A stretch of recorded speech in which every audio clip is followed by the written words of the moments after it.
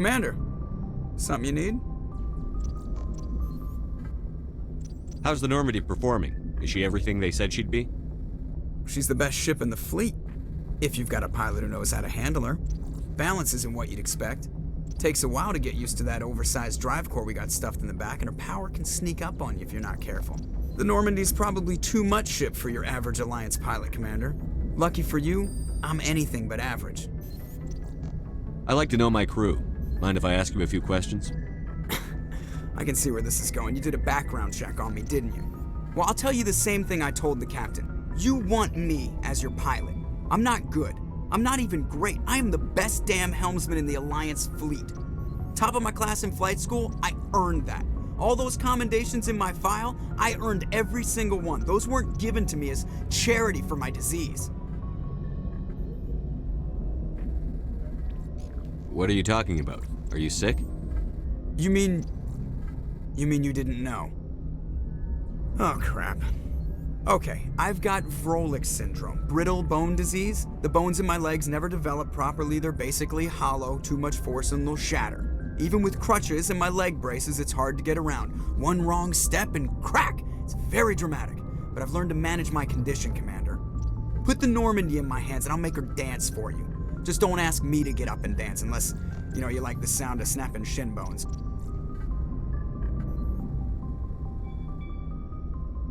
I need to know more about this Vrolik syndrome if I'm putting my ship in your hands. Yeah, of course you do. It's an extremely rare condition. Nobody knows exactly what causes it. Genetic, maybe. It's treatable, but there's no cure. They classify my case as moderate to severe. I was born with over a dozen fractures, hip, thighs, ankles. My bones were already breaking in the womb. 100 years ago, I wouldn't have survived past my first year. Lucky for me, modern medical science has turned me into a productive member of society. Call me Mr. Glass. Is this a real condition?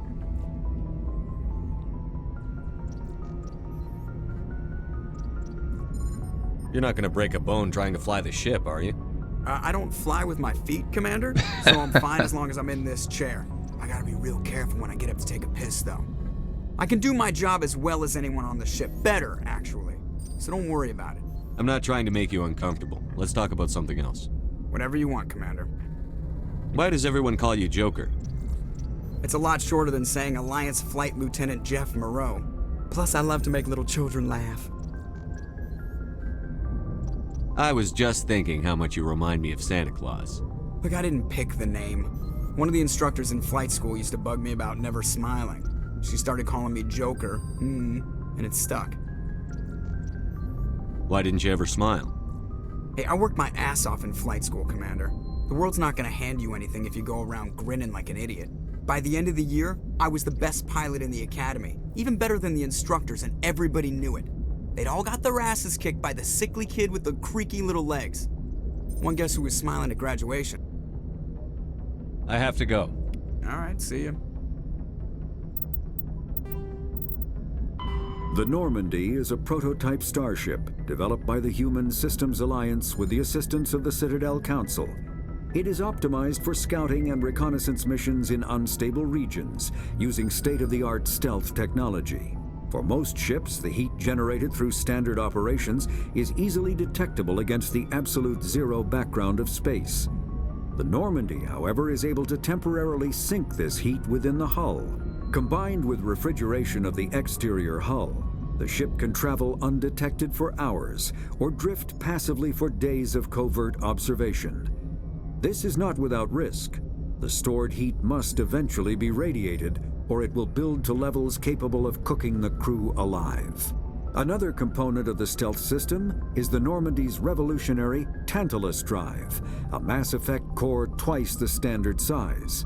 The Tantalus drive generates mass concentrations that the Normandy falls into, allowing it to move without the use of heat-emitting thrusters.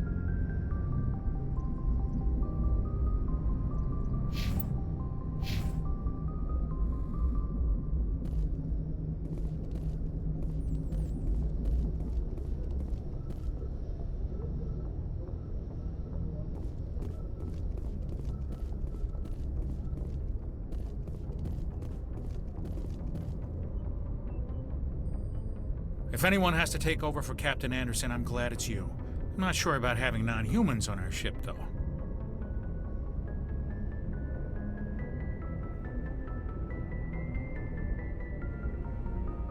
I'm in charge here, Presley. I decide if we have non-humans on this vessel. Yes, sir. Understood, sir.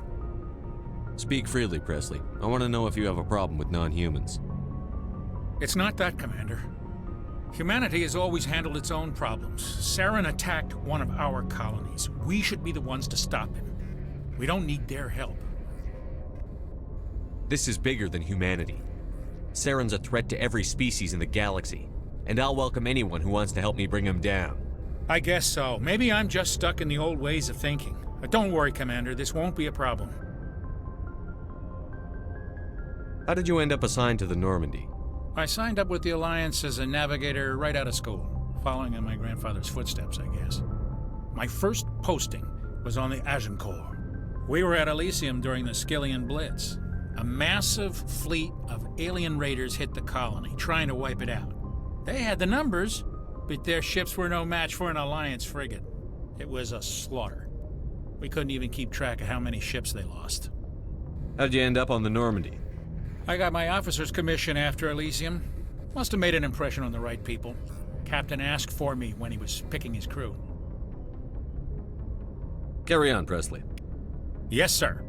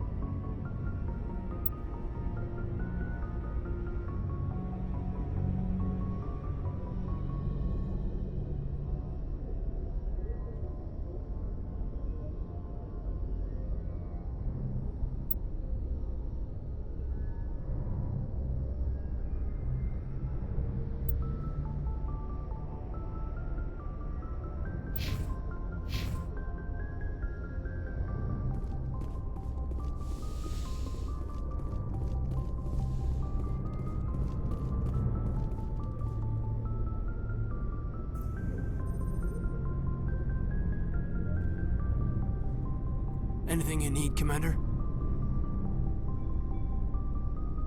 Just trying to get a sense of where the crew's at. Thoughts? I've wasted enough of your time for now, Commander. We'll have time for personal debriefings later. What's your opinion on the last mission? I don't see how we could have done things any better. At least not without getting to Eden Prime sooner. And we were on the scene faster than any other Alliance ship could have been. We'll talk another time, Lieutenant. Commander?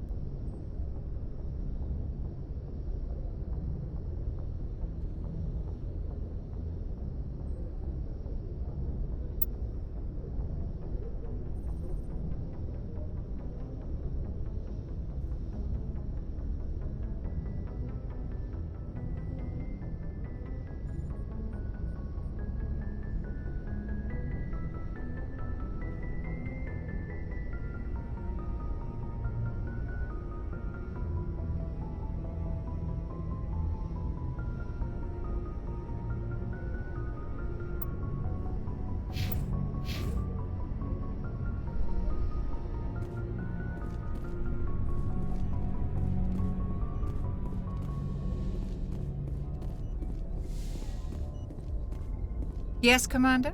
Is there something you need?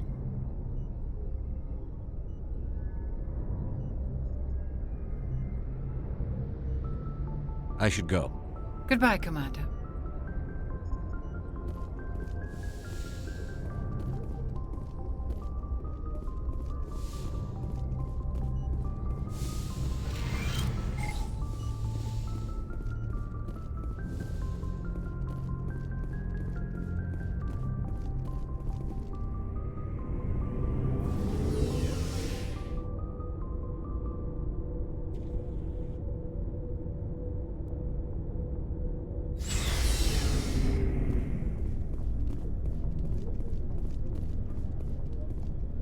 Nice ship you've got, Shepard. What can I do for you? What's your story, Rex? There's no story. Go ask the Quarian if you want stories.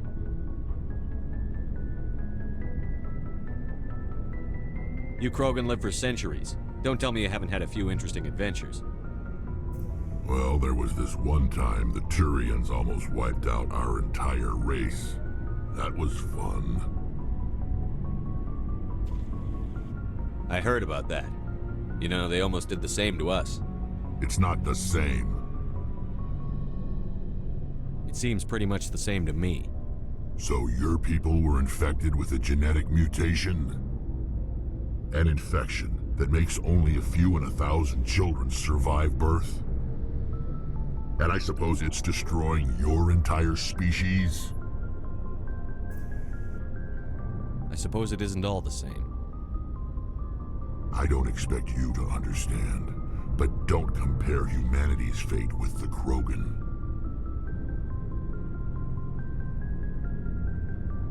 Sorry, Rex. I wasn't trying to get you upset. Your ignorance doesn't upset me, Shepard. As for the Krogan, I gave up on them long ago. The genophage infected us, but it's not what's killing us. What can you tell me about the genophage? Ask the Solarians if you want details. They made it. All I know, it makes breeding nearly impossible. Thousands die in stillbirth, and most never get that far. Every Krogan is infected, every one, and no one's rushing to find a cure. Why don't the Krogan try to find a cure? When was the last time you saw a Krogan scientist? You ask a Krogan, would he rather find a cure for the genophage or fight for credits? He'll choose fighting every time. It's just who we are, Shepard. I can't change that. Nobody can. Are your people really dying? We're sure not getting any stronger. We're too spread out. None of us are interested in staying in our own system. Lots of species have left their homes and prospered. But they go to colonize new worlds. We're not settlers. We're warriors. We want to fight. So we leave. Hire ourselves out. And most of us never go back. So long, Rex. Shepard.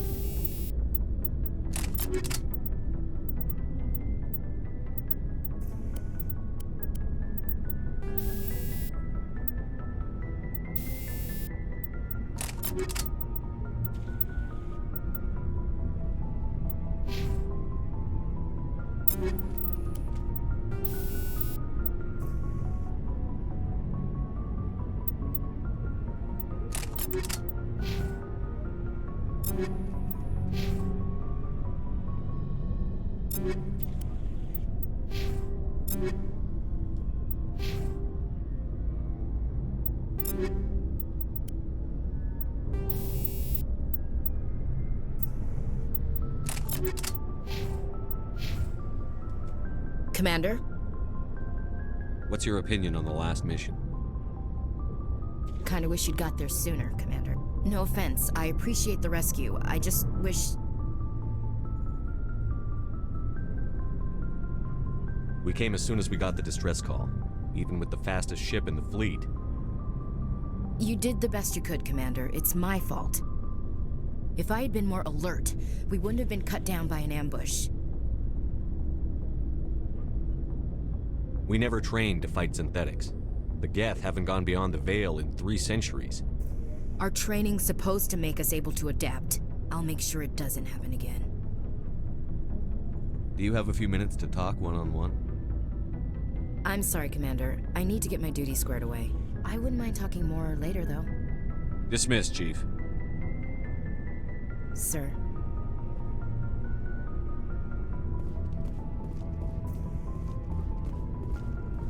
Thanks for bringing me on board, Commander. I knew working with the Spectre would be better than life at CSEC. Have you worked with a Spectre before? Well, no, but I know what they're like. Spectres make their own rules. You're free to handle things your way. At CSEC, you're buried by rules. The damn bureaucrats are always on your back. For the most part, the rules are there for a reason. Maybe. But sometimes it feels like the rules are only there to stop me from doing my work. If I'm trying to take down a suspect, it shouldn't matter how I do it, as long as I do it. But CSEC wants it done their way. Protocol and procedure come first. That's why I left. So you just quit because you didn't like the way they do things? There's more to it than that. It didn't start out bad, but as I rose in ranks, I got saddled with more and more red tape. CSEC's handling of Saren was typical. I just couldn't take it anymore. I hate leaving.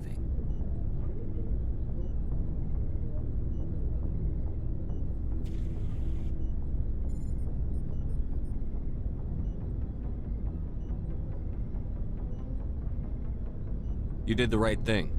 Life's too short to sit around waiting for things to happen. Yeah, you're probably right. Either way, I plan to make the most of this. And without CSEC headquarters looking over my shoulder, well, maybe I can get the job done my way for a change. Just do a good job and don't get in my way. We'll get along fine. Don't worry, Commander. I'll keep clear.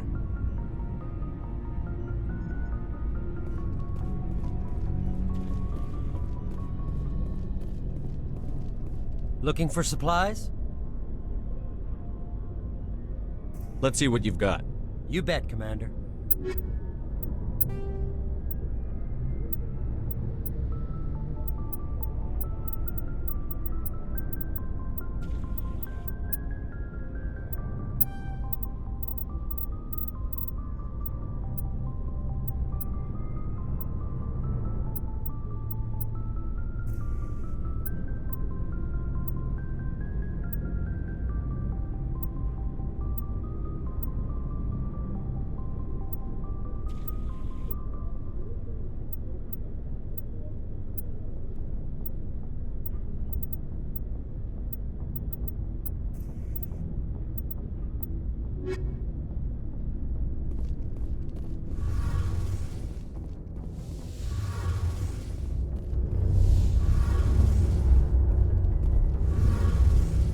Hey, Commander, you know that Quarian, Tali?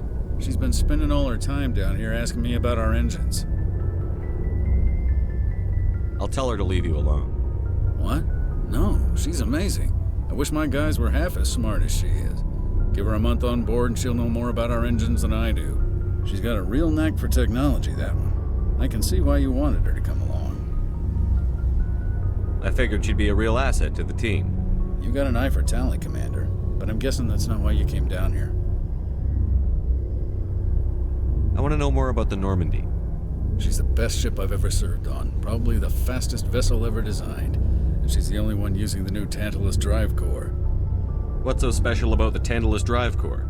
Proportionally, it's about twice the size of any other vessel. Not only are we faster, we can run at FTL speeds longer before we have to discharge the core. Fill me in on the IES stealth systems. How does it work exactly? You can't hide a ship out in space. They emit too much heat and radiation, too easy for sensors to pick them up, unless you find a way to capture those emissions. So our stealth systems trap the energy we give off in storage sinks built into the ship itself. No emissions to give away our location. Eventually the sinks have to be vented. More than a few hours silent running and they overheat. Cook us inside our own hull. There's no way for anyone to detect us? A visual scan can still pick us up. Anyone looking out a window can see us plain as day. But you have to be pretty close to get an actual visual out in space. Most vessels rely on scanners. As long as the stealth systems are engaged, they can't see us. Not unless we accelerate to FTL speeds. Why doesn't it work with faster-than-light travel? Cranking up to FTL blue shifts our emissions, pushes them into frequencies too high to capture in the sinks. As soon as we make the jump, it's like setting off a flare. Sensors can pick up our location whenever we enter or exit FTL flight, but for short-range missions, our stealth systems are amazing, and we've got the only one. Where else have you served, Adams? If you name a class of Alliance ship, I've probably served on it. Everything from dreadnoughts and carriers right down to frigates like the Normandy. My last assignment was on the Tokyo, only a cruiser, but she was a good ship. Couldn't hold a candle to the Normandy, though. Carry on, Adams. Aye, aye, Commander.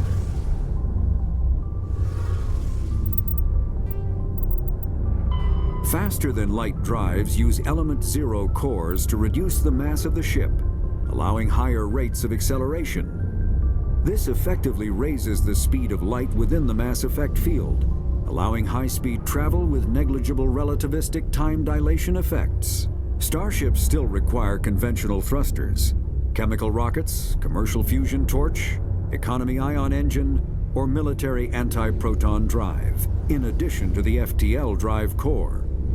With only a core, a ship has no motive power. The amount of EZO and power required for a drive increases exponentially to the mass being moved and the degree it is being lightened. Very massive ships or very high speeds are prohibitively expensive. If the field collapses while the ship is moving at faster than light speed, the effects are catastrophic. The ship is snapped back to sublight velocity, the enormous excess energy shed in the form of lethal Cherenkov radiation. Larger warships are generally classified in one of 4 weights. Frigates are small, fast ships used for scouting and screening of larger vessels. Frigates often operate in wolf-pack flotillas. Cruisers are middleweight combatants, faster than dreadnoughts and more heavily armed than frigates. Cruisers are the standard patrol unit and often lead frigate flotillas. Dreadnoughts are kilometer-long capital ships mounting heavy, long-range firepower. They are only deployed for the most vital missions. Carriers are dreadnought-sized vessels that also carry large numbers of fighters. Smaller vessels are almost exclusively used in a support role to the warships during combat. Fighters are one-man craft used to perform close-range attacks on enemy ships. Interceptors are one-man craft optimized for destroying opposing fighters.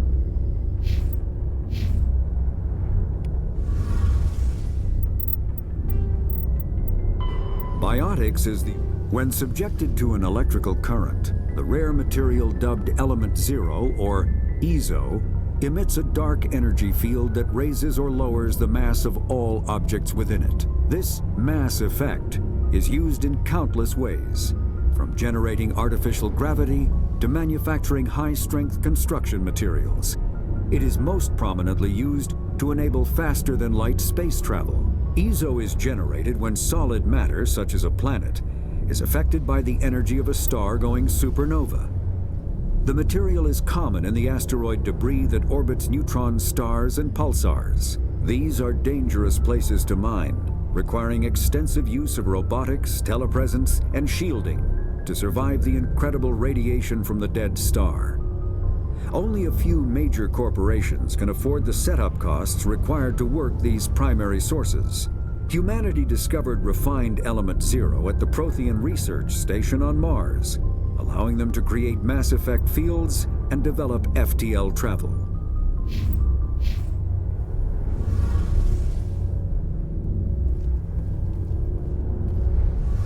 Your ship's amazing, Shepard. I've never seen a drive core like this before. I can't believe you were able to fit it into a ship this small. I'm starting to understand why you humans have been so successful. I had no idea Alliance vessels were so advanced. The Normandy's a prototype, cutting-edge technology. A month ago, I was patching a makeshift fuel line into a converted tug ship in the flotilla. Now, I'm sitting on board one of the most advanced vessels in Citadel space. I have to thank you again for bringing me along. Traveling on a vessel like this is a dream come true for me. I didn't bring you along to admire my ship. I know why I'm here. I'll do whatever I can to help you stop Saren and drive his Geth armies back beyond the Veil.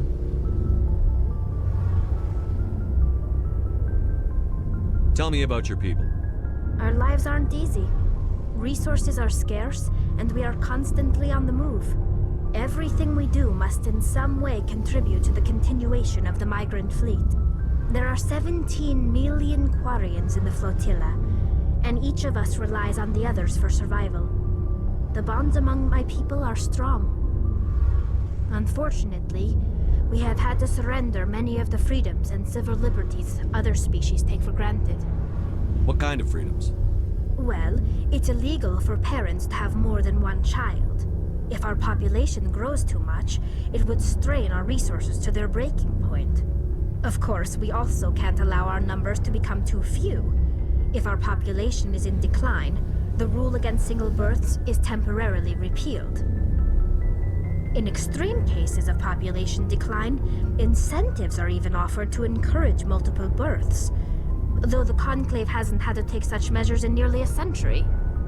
That's your government. The Conclave is our civilian branch of government. Each ship can elect a representative to serve on the Conclave and make decisions that affect the fleet as a whole. On matters that affect an individual ship, however, the captain has the final say. It's a tradition that dates back to the early days, when the fleet was governed by martial law. Fortunately, most captains nowadays are smart enough to have an elected council from their crew to give them advice and guidance. So the ultimate power rests with elected officials. In practice, the Conclave and the respective council for each ship tend to set the rules that govern our daily lives. But in theory, we are still under military jurisdiction. The 5 top-ranking military officials in the fleet serve on the Admiralty Board. These 5 have the power to overrule any decision by the Conclave in case of emergency. To do so requires unanimous agreement among the Admiralty, and they can only do this once. After that, the entire board must resign their posts. It's a safeguard that served us well. In nearly 3 centuries, the Admiralty Board has only overruled the Conclave 4 times. I want to know more about the Geth. I doubt I can tell you anything you don't already know. It's been almost 3 centuries since they drove my people into exile. All I know is the story of their origins, what they were when we created them, and how they turned on us. Interesting. The Geth were originally created to serve as an automated manual labor force. Initially, their intelligence was as limited as any VI.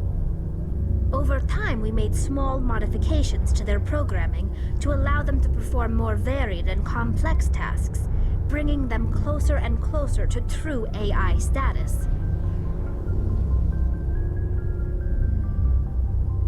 You had to know it would blow up in your face. The changes were so insignificant, so gradual, that we were able to control them. Or so we thought. But one thing we underestimated was the power of the neural network. A million Geth thinking simultaneously created an inherently unstable matrix. So, the Geth share brain power? Many of the Geth's logic systems were designed to work in concert with other nearby Geth. Basically, the more of them you have in a group, the smarter they are.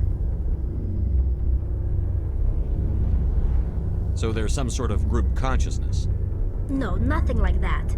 They cannot share sensory data or information. Their programming cannot handle that much simultaneous input. Each Geth maintains an individual awareness and identity. The neural network only operates on a process-based level. It's basically the synthetic equivalent of a subconscious. But when they're in close proximity, they can coordinate low-level functional processes, freeing up more capacity for original or independent thought. What made them rebel? As we built more and more Geth, their effective intelligence became more sophisticated, more abstract. One day, a Geth began to ask its Quarian overseer questions about the nature of its existence. Am I alive? Why am I here? What is my purpose? As you can imagine, this caused a near panic among my people. What did you do? It was inevitable the newly sentient Geth would rebel against their situation. We knew they would rise up against us, so we acted first. A general order went out across all Quarian-controlled systems to permanently deactivate all Geth. The Geth responded to this order violently. You can't blame them for fighting for their survival. We had no other choice. The Geth were already on the verge of revolution. By acting quickly, we had a chance to end the war before it began. The hope was that most of the Geth would still be little more than machines, incapable of organized resistance. But they had progressed much further than anyone anticipated. The war was long and bloody. Millions upon millions of Quarians died at their hands. In the end, we were forced to flee our own homeworld. We feared the Geth would pursue us, but they never came beyond the Veil. Now we drift through space, exile searching for a way to reclaim what was once ours.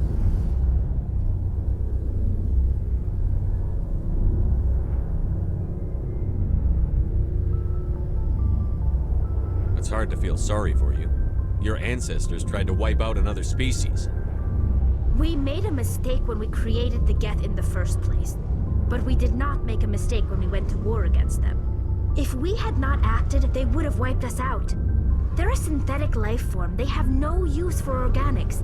None. Why do you think they cut themselves off from the rest of the galaxy?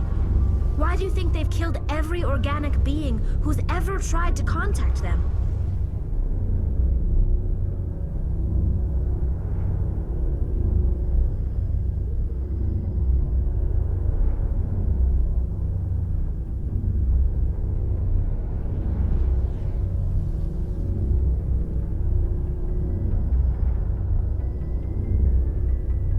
They didn't kill Saren. What does that tell you? The Geth are not innocent victims in all this. They're the enemy. They want to destroy us.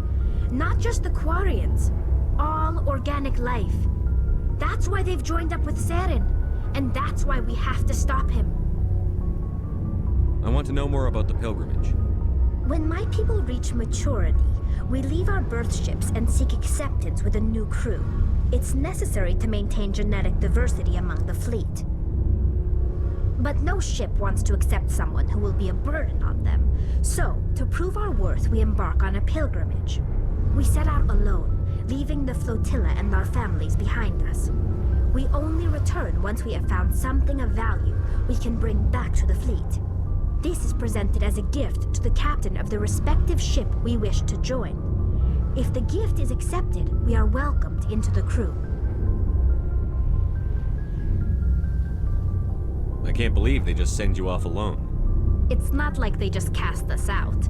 Before we leave, we are given lessons in how to survive outside the flotilla, and given gifts to help us on our journey. We also receive implants to fight off sickness and disease.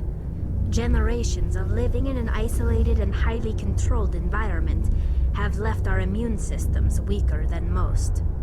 By the time we leave the fleet, we are well equipped for the pilgrimage. This is a rite of passage for all Quarians. If it were dangerous, our numbers would suffer. Virtually every pilgrimage ends with a triumphant return and the ritual presentation of the gift to one of the fleet's captains. Can a captain choose to reject the gift? That doesn't happen often. Most captains are eager to increase the size of their crew. It increases their own standing in our society. Even when the gift is not particularly valuable, the captain usually accepts it out of a sense of tradition. However, there is a stigma to presenting a substandard gift. It's not the best way to make a good impression on a new community. Most pilgrims don't return until they find something worthwhile. I want to talk about something else. Like what? I should go. See you later.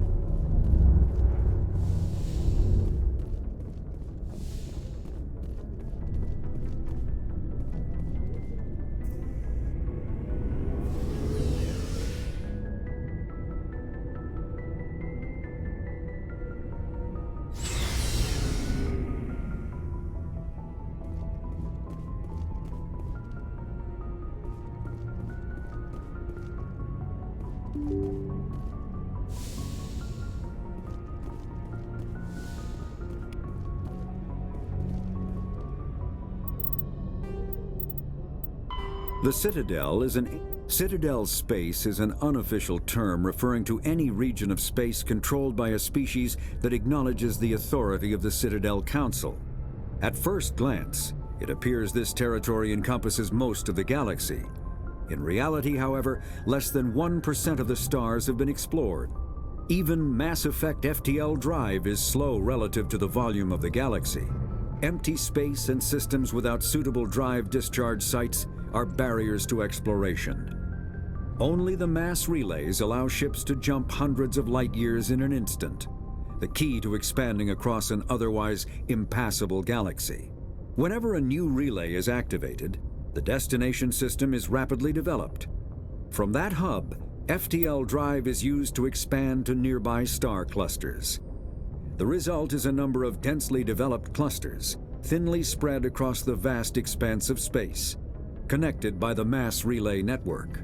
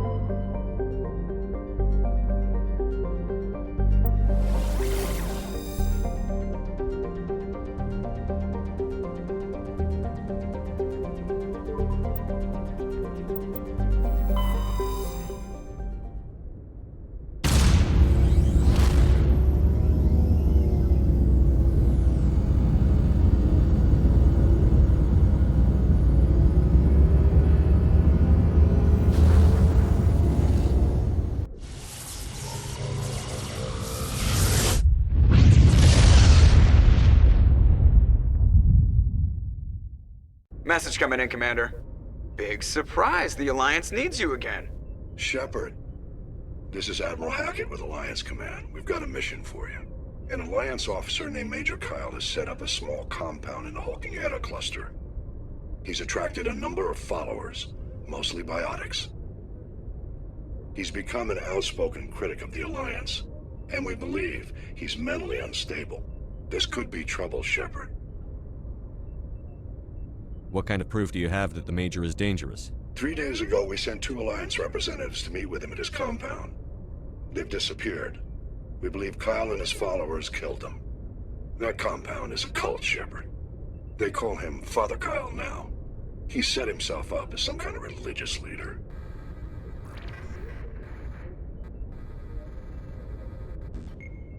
What were those Alliance representatives going to talk to Major Kyle about?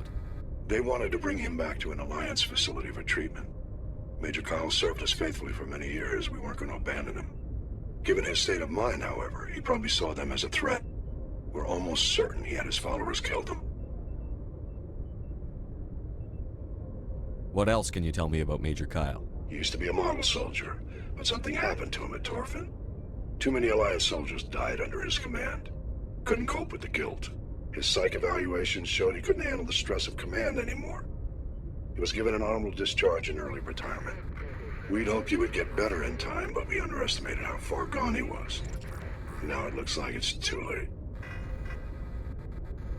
You said his followers were biotics? Yes. Major Kyle never showed any biotic tendencies himself, though. I think he's just latched onto a group he identifies with. Many biotics feel marginalized or ostracized by society. Kyle probably sees them as victims who need his protection, and they see him as someone who will fight for them. Unfortunately, he's convinced them that the Alliance is somehow responsible for all their problems. We can't let him go on like this. I'll deal with Major Kyle for you, Admiral. We don't want this to turn into a massacre, Commander. Kyle is dangerous. I trust you to use your judgment. Hack it out.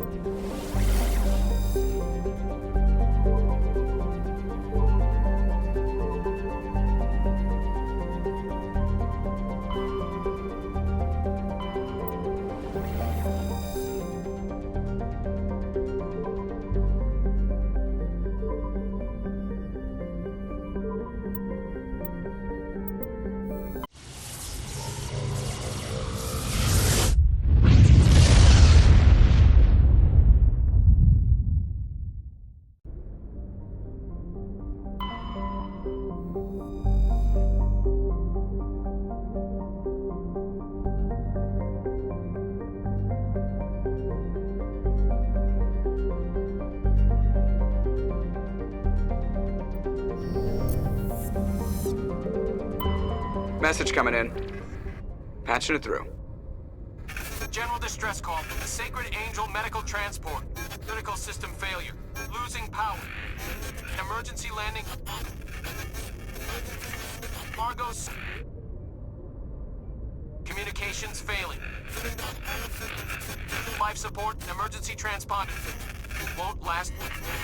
Please hurry.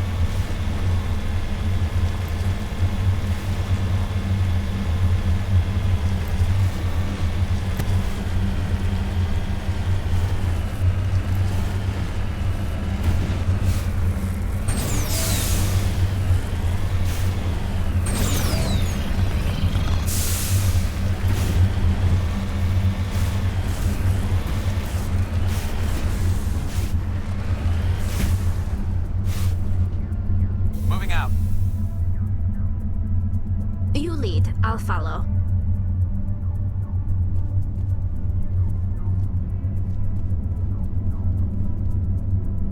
Oh, that doesn't look like a Turian.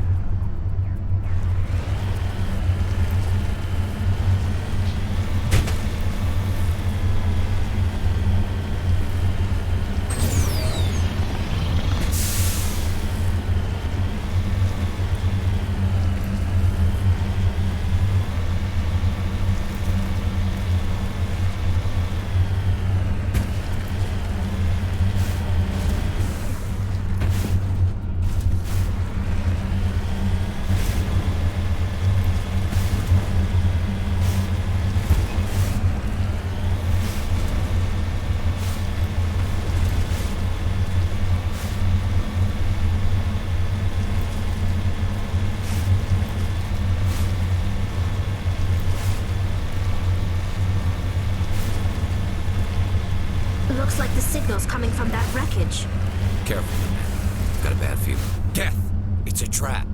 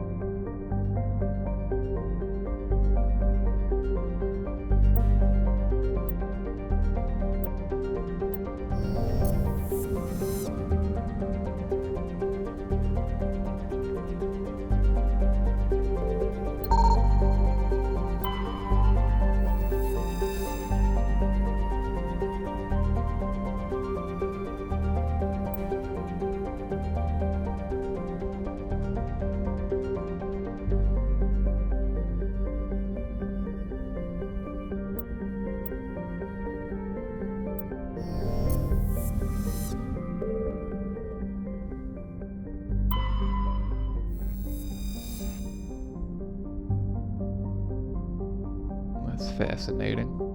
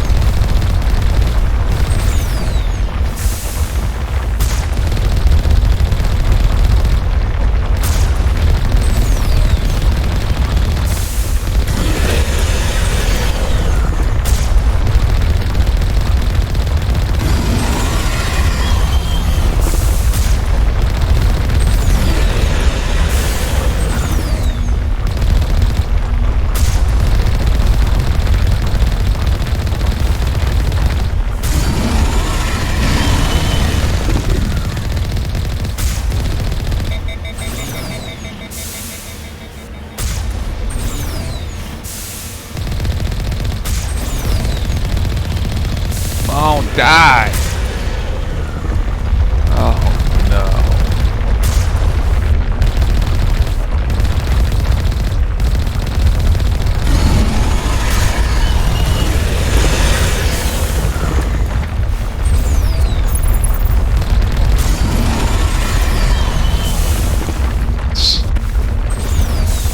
Fire right now.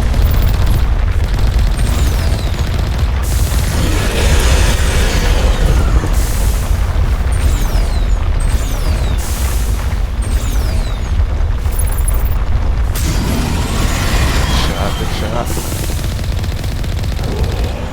Here. Phew.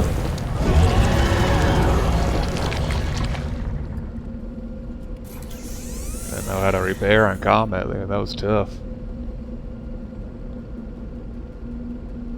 Oh, man.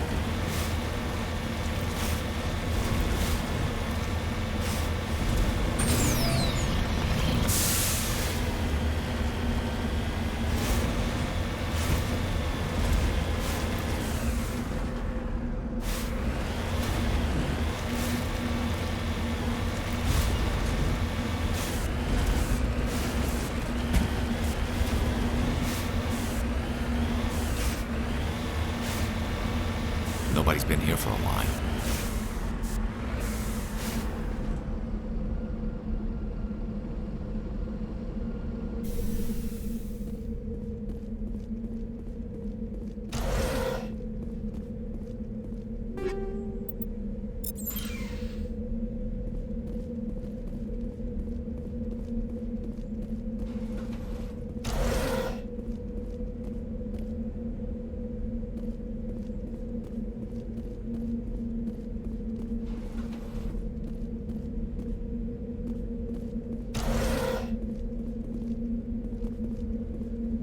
According to these data logs, the survey team unearthed some kind of alien technology. Could be answers at the excavation site.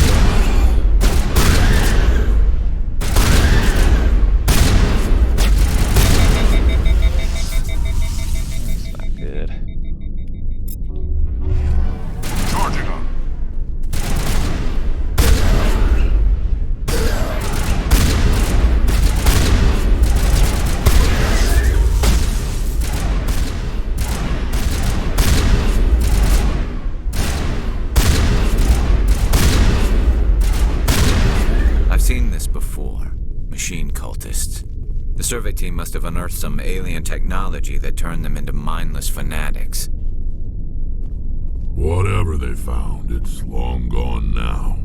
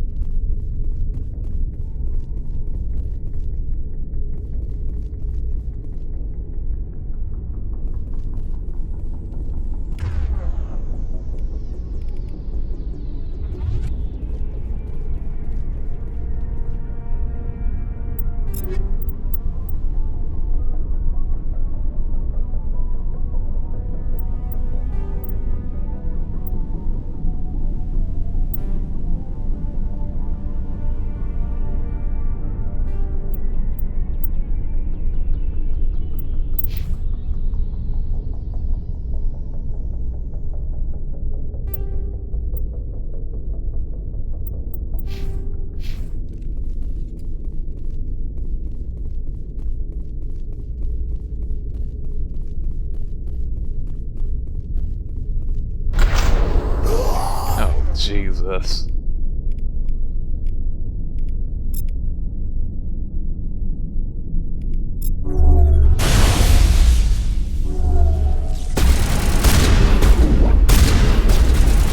My God.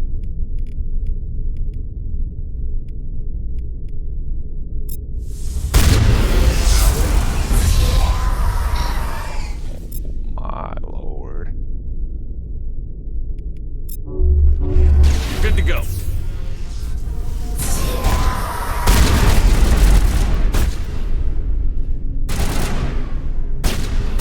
Here it comes.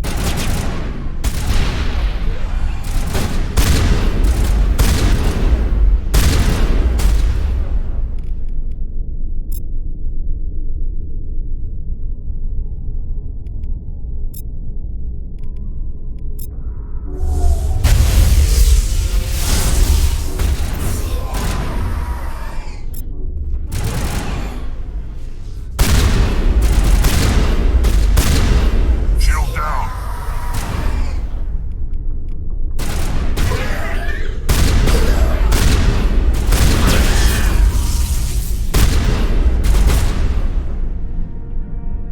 There's so many of these people. Eat this.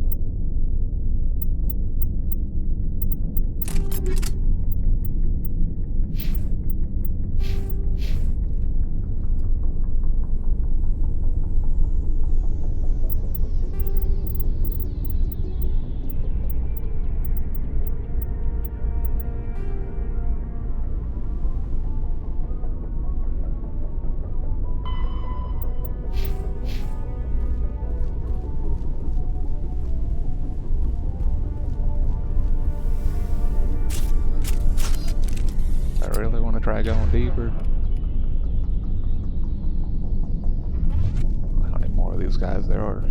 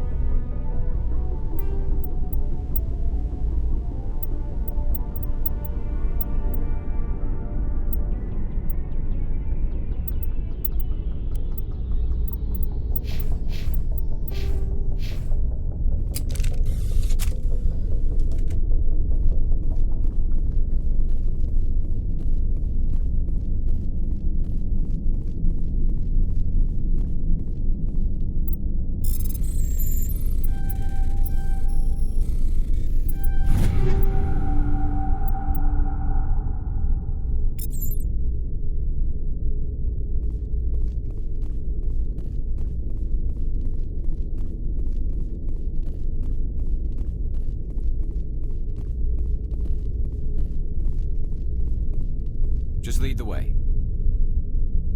Let's get moving.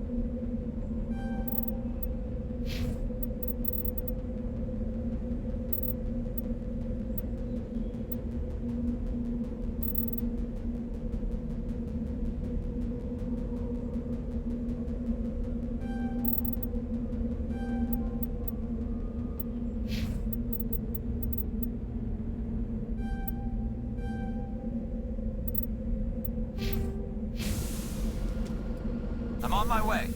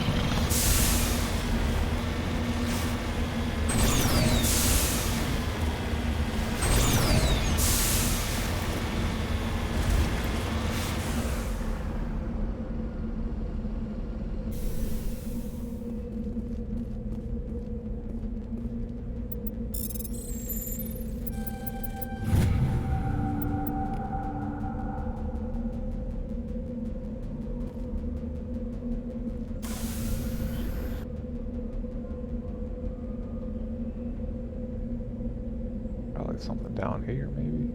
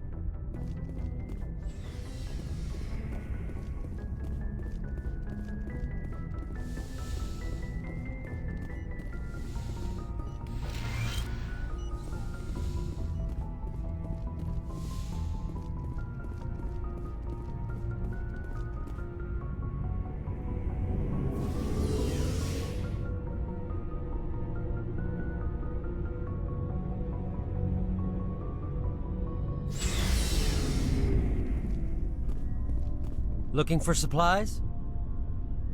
Let's see what you've got. You bet, Commander.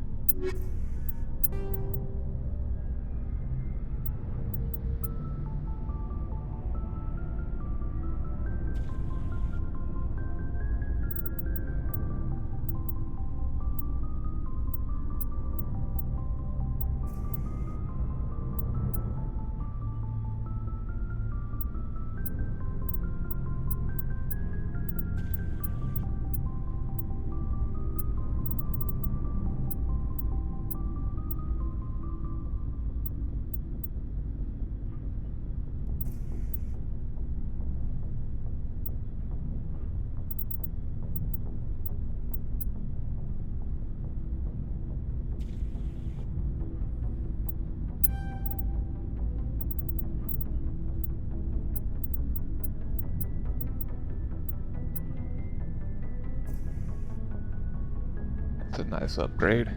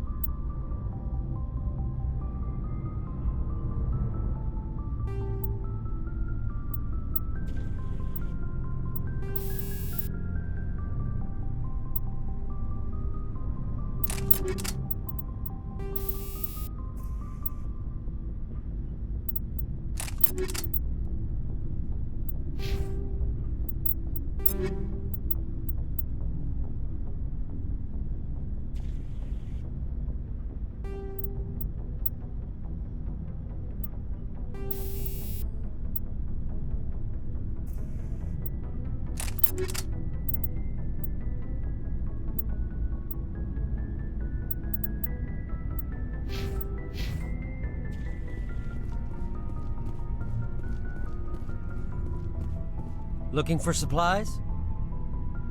Let's see what you've got. You bet, Commander.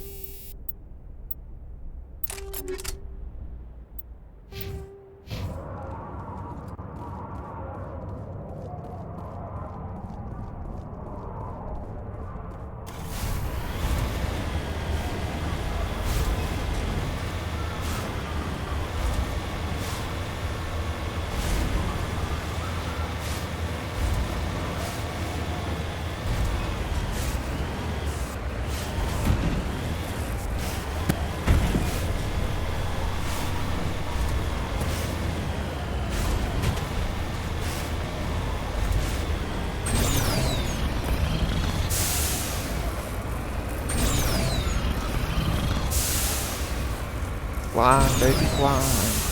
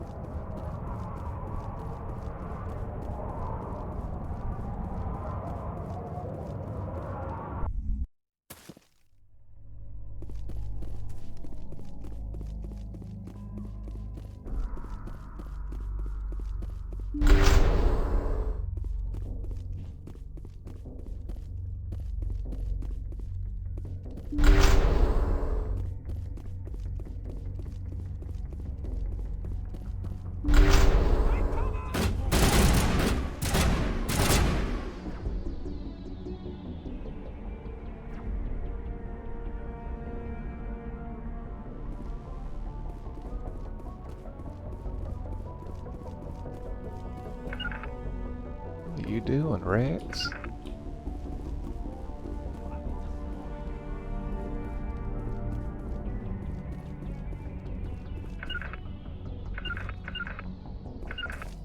Rally round.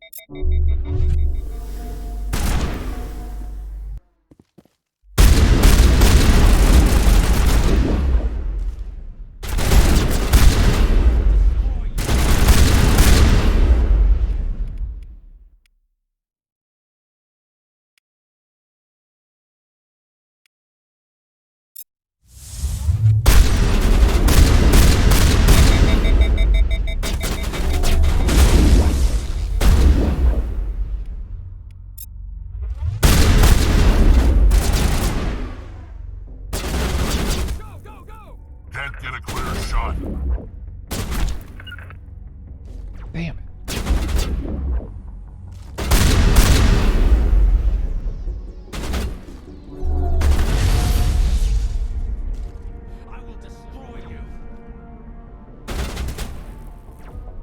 I need a target.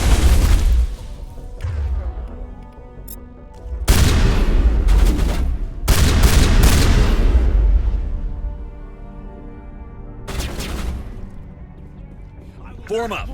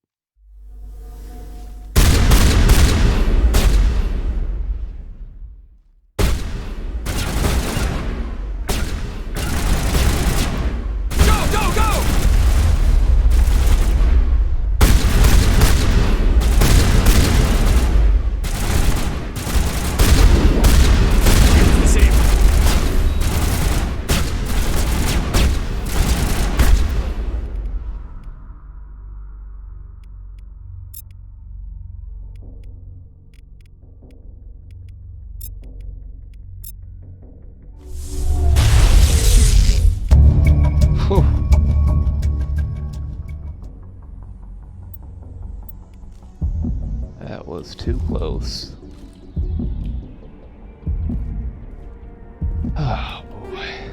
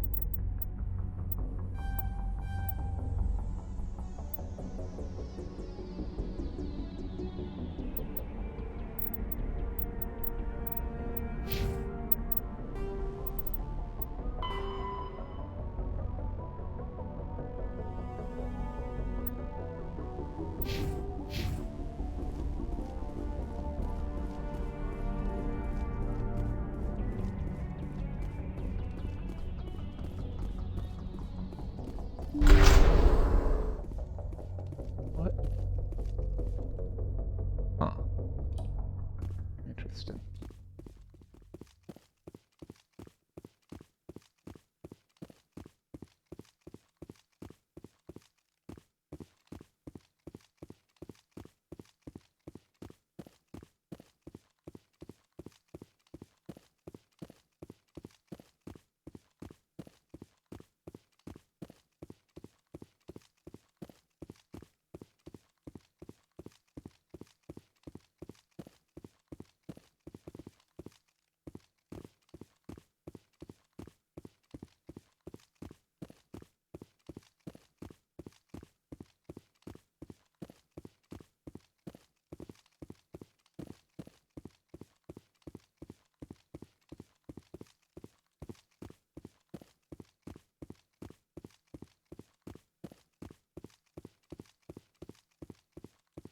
Regroup!